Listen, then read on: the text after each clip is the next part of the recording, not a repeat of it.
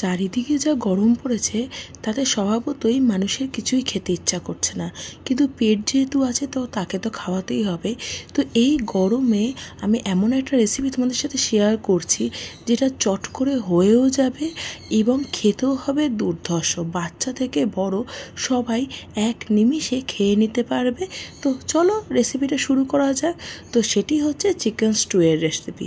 খুবই সিম্পল এবং খুব অল্প টাইমে খুব তাড়াতাড়ি হয়ে যায় এবং এতে তোমাদের বেশিক্ষণ রান্নাঘরে টাইম স্পেন্ড করতে হবে না।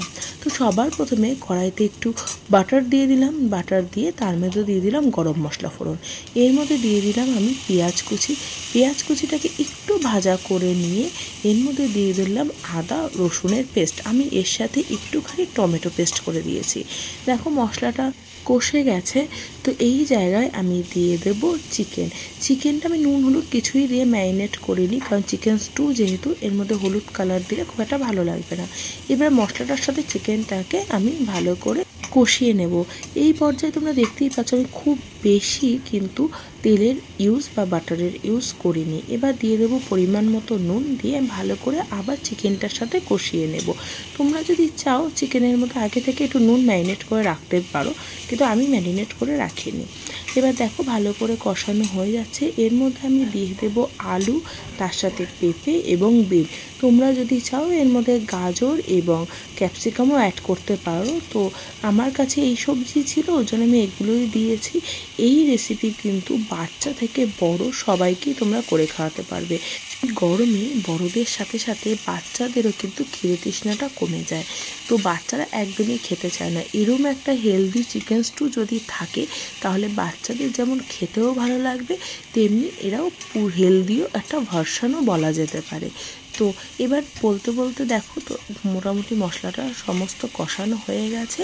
এবার আমি এর মধ্যে দিয়ে দেবো গরম জল। মোটামুটি এখানে আমি 3 গ্লাস মতো গরম জল দিয়েছি।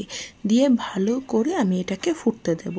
এবার আমি এটাকে প্রেশার কুকারে ট্রান্সফার করেছি, কারণ বাচ্চাদের জন্য না মাংসটা খুব ভালো করে সেদ্ধ হওয়াটা দরকার। আর প্রেশারে দিলে বেশ মাংসটা খুব ভালোভাবে নরম হয় এবং সুসিদ্ধ হয়, যার জন্য আমি এটা প্রেশারে দিয়েছি। তোমরা যদি চাও প্রেশারে না দিয়েও এরমভাবে ফুটিয়েও তোমরা খেতে পারো। তো মোটামুটি প্রেশারে দিয়ে আমার 2 থেকে 3টে আমি সিটি মেরেছি, নিয়ে তারপরে একটা স্ট্যান্ডিং টাইম দিয়েছি। আর এর মধ্যে এবার লাস্টে দিয়ে দেবো বেশ কিছুটা বাটার, আর তার সাথে দিয়ে দেবো ধনেপাতা কুচি এবং এর মধ্যে দিয়ে দেবো পরিমাণ মতো গোলমরিচের গুঁড়ো এবং বেশ কিছুটা ধনেপাতা কুচি। দিয়ে আমাদের রেডি হয়ে যাচ্ছে হেলদি এবং টেস্টি চিকেন স্টু, যা এই গরমে যেমন মনকে তৃপ্তি দেবে তেমনি পেটকেও কিন্তু তৃপ্তি দেবে। তো দেখো দেখতে কি সুন্দর হয়েছে না, খেতেও খুব ভালো হয়েছে এবং খুবই সিম্পল, খুবই কম তেল মশলায় রান্না করা।